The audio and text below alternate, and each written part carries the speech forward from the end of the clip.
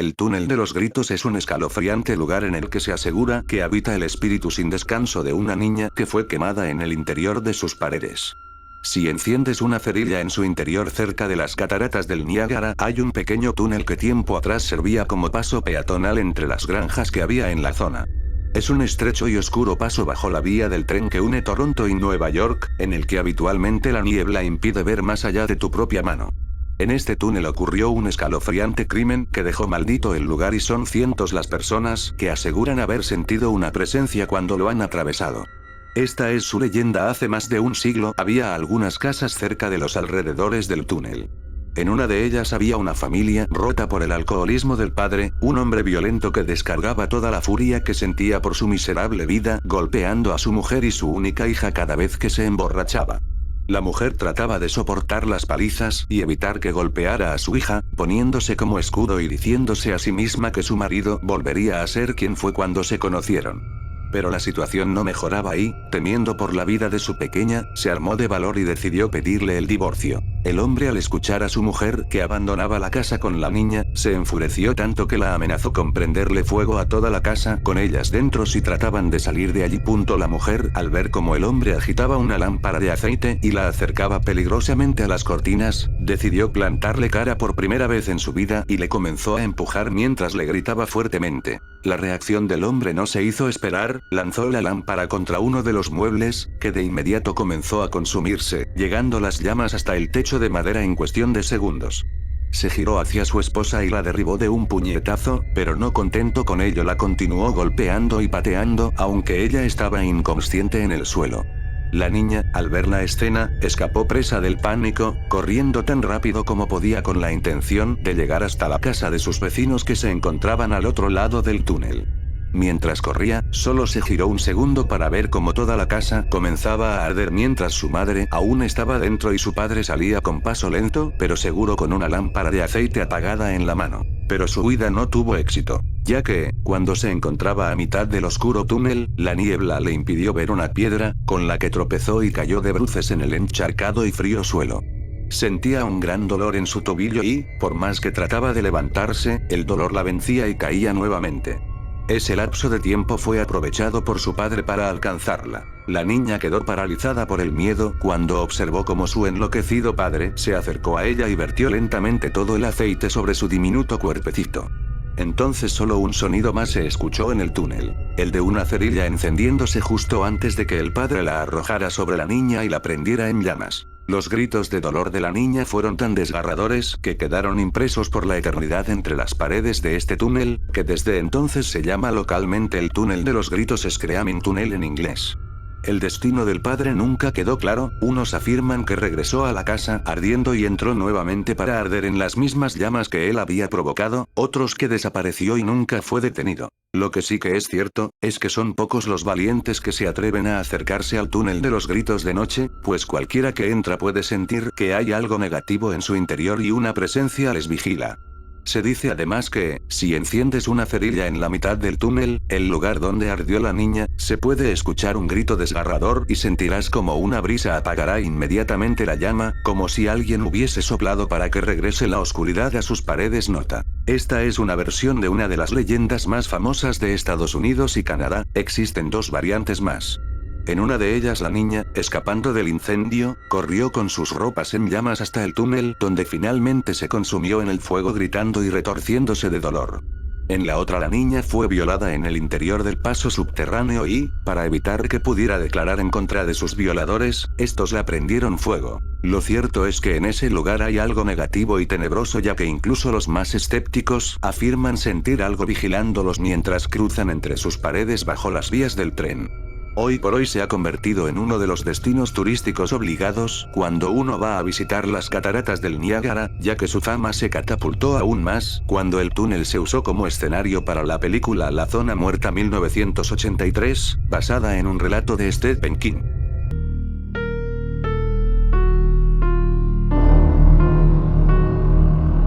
Cerca de 1953, en el condado de Clinton, Fairfax, había en las cercanías de un pueblo un asilo abandonado hacía bastante tiempo.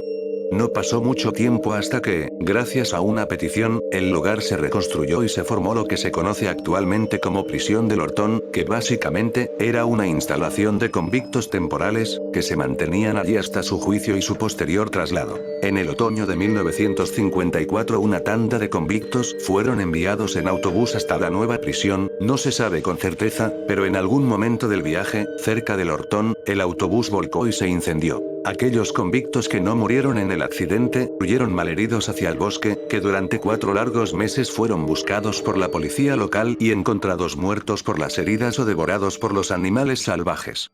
Solo 2 convictos faltaba encontrar, Marcus A. Walster y Douglas J. Griffon.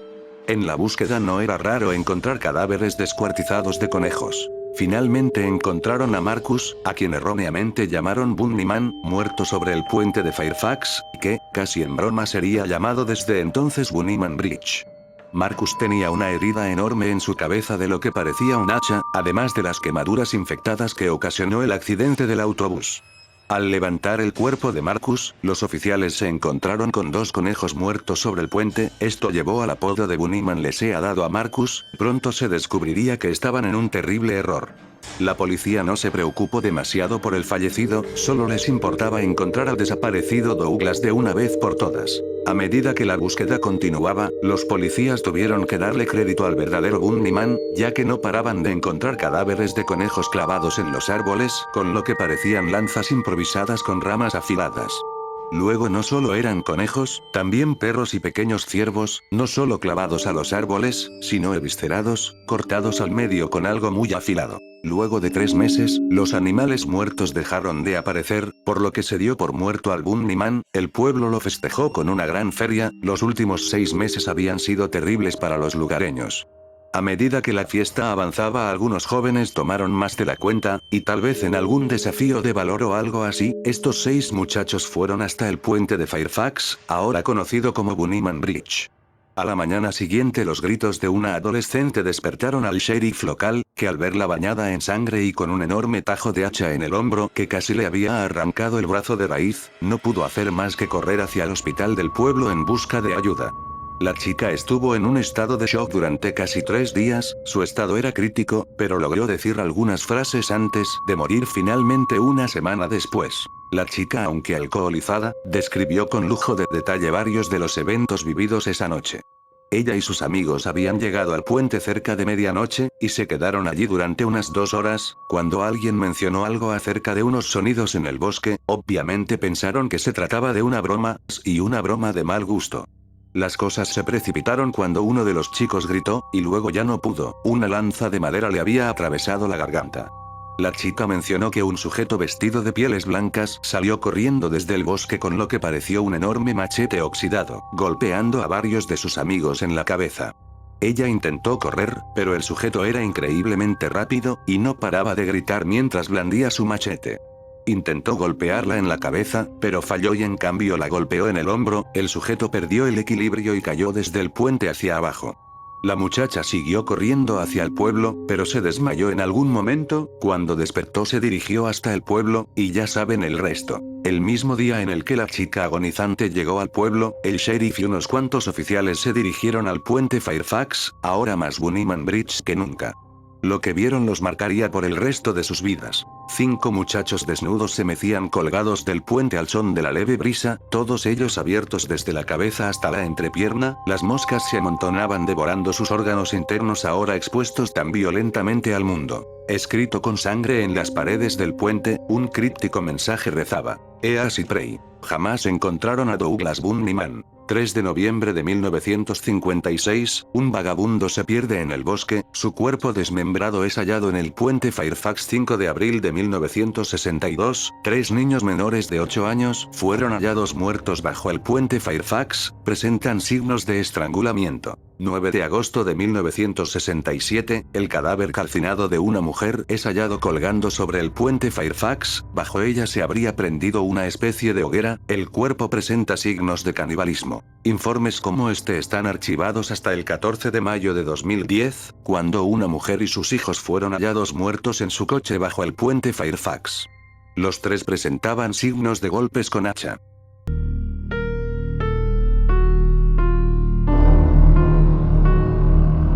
Seguro que has oído hablar alguna vez del sanatorio de Waverly Hills. Lugar considerado como uno de los más encantados de los Estados Unidos, ha sido encantado por décadas de sufrimiento. Situando cerca de Louisville, Estados Unidos, en el estado de Kentucky, el sanatorio de Waverly Hills abre sus puertas en 1910 con el fin de tratar a las víctimas que sufren de tuberculosis.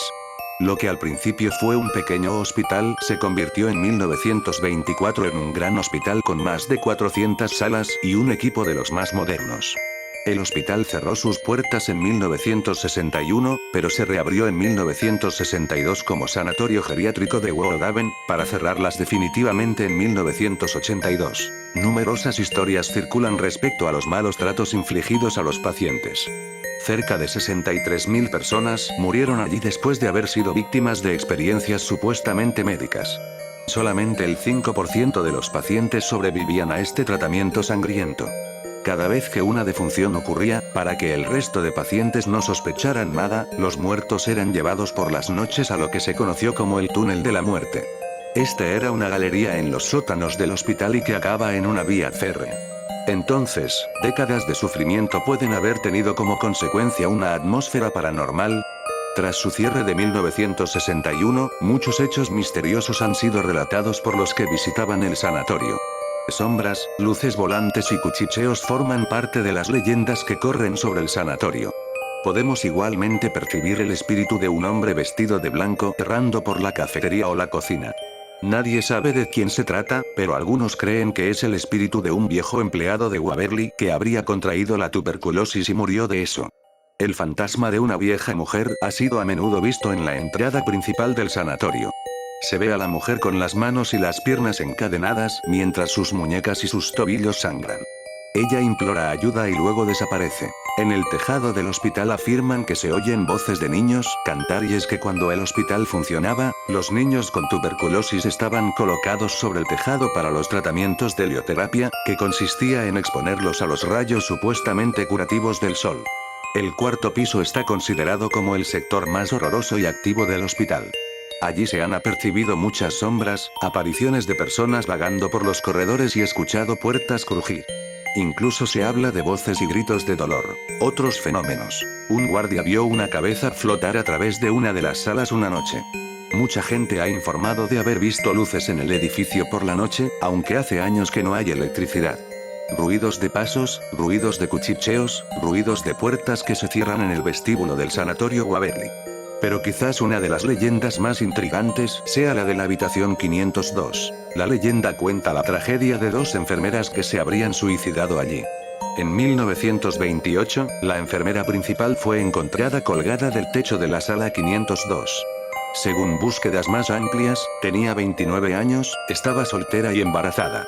En 1932, otra enfermera saltó por la ventana de la sala 502.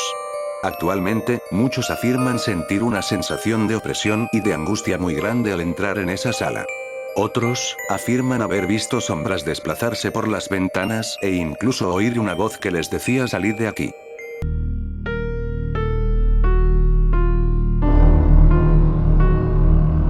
El Wendigo es una criatura mítica de las leyendas algonquinas. Algunos sostienen que se trata de un espíritu que, en determinadas circunstancias, logra materializarse e incluso poseer el cuerpo de un ser humano. Casi siempre el Wendigo es descrito como un ser diabólico, aunque nadie, salvo sus víctimas, saben cómo es realmente. El Wendigo se anuncia en el aire, se presiente como un viento que paraliza la naturaleza durante los meses de invierno.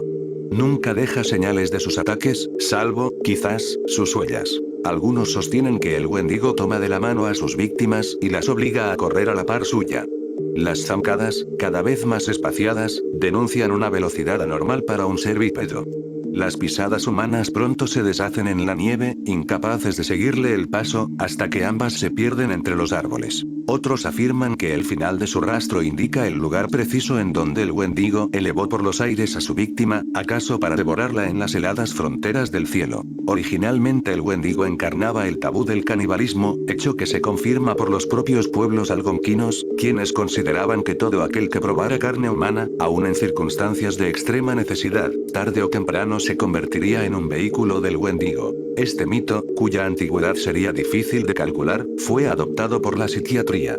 La psicosis Wendigo-psichosis, es un diagnóstico poco habitual que combina tanto el desorden cultural del canibalismo, es decir, el impulso obsesivo por comer carne humana, incluso la propia, y el miedo a convertirse en víctima de tales obsesiones. Esta condición, sostienen algunos especialistas, ocurre con cierta frecuencia en el pueblo algonquino. Ahora bien, el Wendigo logró trascender el ámbito del mito y la psiquiatría, y se ha convertido en una pieza habitual del relato de terror. Estos Wendigos literarios, vástagos de la leyenda, son criaturas glótonas, avaras, proclives al desenfreno gastronómico. No importa cuánto coman, nunca logran alcanzar un estado de satisfacción. Como en tantos otros casos, el cuento de terror logró comprender mejor los rasgos esenciales de una tradición, incluso mejor que la psicología y la antropología. Algunos especialistas sostienen que el Wendigo, en realidad, es un mito cultural, y no una expresión de psicosis local. Los pueblos algonquinos utilizan la leyenda del Wendigo para subrayar los peligros de la glotonería y la avaricia. De hecho, cualquier persona que se abandone a la avaricia puede convertirse en un Wendigo, anuncian las leyendas. El único remedio para prevenir esta metamorfosis es favoreciendo la moderación y el cooperativismo. Ya convertido, el Wendigo es una criatura insaciable. Nada puede desviarlo de su deseo atroz por comer carne humana. En este sentido, nos recuerda a los viejos vampiros de las leyendas europeas, quienes prescindían del refinamiento y la elegancia del romanticismo y se entregaban gozosamente a los excesos de la voracidad. El debate sobre si el Wendigo representa un desorden psicológico real o es apenas una leyenda colorida, se instaló a comienzos del siglo XX. En cierta forma, aún continúa desarrollándose, aunque cada vez con menos adeptos. En realidad, esa malinterpretación del mito algonquino reafirma la inteligencia e intuición de ese pueblo. En última instancia, el Wendigo es un símbolo de la avaricia del hombre blanco, un ser incorpóreo, traslúcido, que no parece atado a las leyes de la naturaleza, a sus ciclos y cambios estacionales, y que, en cambio, es gobernado por una insaciable voracidad por cosas que no necesita realmente. La primera mención literaria del Wendigo se produjo en el clásico de Henry Wadsworth Longfellow, La canción de Hiawatha, The Song of Hiawatha, fechado en 1855. Allí se habla de los Wendigos, una raza de gigantes horrorosos. Desde luego que la aparición más notable del Wendigo en la literatura proviene del relato de Algernon Blackwood, El Wendigo, de Wendigo, 1910, donde una criatura inmemorial acecha un campamento y aterroriza a sus habitantes de una forma que difícilmente podamos hallar en otro relato. Stephen King menciona de pasada al Wendigo en la novela de terror, Cementerio de Animales, Pet Cemetery. Y Auguste Derlet, confesó admirador de Algernon Blackwood, decidió escribir una especie de secuela de El Wendigo titulada Itakua, relacionando a esta antigua criatura del folclore algonquino con los mitos de Cthulhu de H.P. Lovecraft.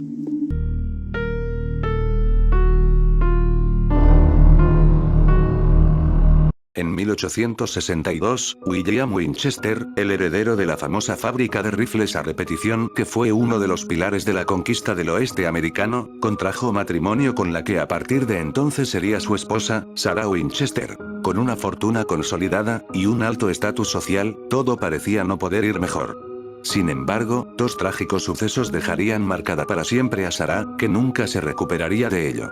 Primero fue la muerte prematura de su hija Annie, y pocos años después, la de su marido. Esto fue, sin duda, uno de los detonantes de su extraña conducta en los años posteriores. La maldición. Sarah Winchester, sin poder encontrar una razón natural para su tragedia, la buscó en lo sobrenatural, dado que en aquella época estaban en pleno auge las reuniones y sesiones de espiritismo. La verdadera historia y relato de la mansión Winchester. Sarah contactó con una medium de Boston, según la cual estaba siendo acosada por una horda de espíritus de indios y soldados muertos por las balas de los rifles durante la conquista del oeste y la guerra de secesión, así que, aconsejada por esta medium, decidió mudarse para intentar calmar a los espíritus que la acechaban. Pensó que si les construía una casa especial para ellos estaría a salvo mientras duraran las obras. En caso contrario, y siempre según la medium, ella sería la siguiente víctima de la lista Winchester. Sarah Winchester pensó que si la casa nunca se terminaba, ningún fantasma podría instalarse en ella, así que mantuvo la casa en construcción día y noche durante 38 años, haciendo y deshaciendo habitaciones, puertas, escaleras y techos. Concretamente, la casa tenía 2 hectáreas y media de superficie, 7 pisos, 160 habitaciones, 10.000 ventanas, 476 puertas, 3 ascensores, 6 cocinas, 47 chimeneas y 52 tragaluces. Existen escaleras en forma de I y escaleras y puertas que llevan a la nada. Se decía que la Sara era capaz de pasar a través de las paredes, pero se descubrió que la casa tenía varios escondites secretos para controlar el trabajo del personal sin ser visto. Se dice que ya anciana seguía teniendo una magnífica memoria y era capaz de recitar uno a uno los objetos de cada estancia. El número 13. Existe una notable obsesión por el número 13. Hay 13 baños, y al 13º se llega subiendo 13 escalones y tiene 13 ventanas.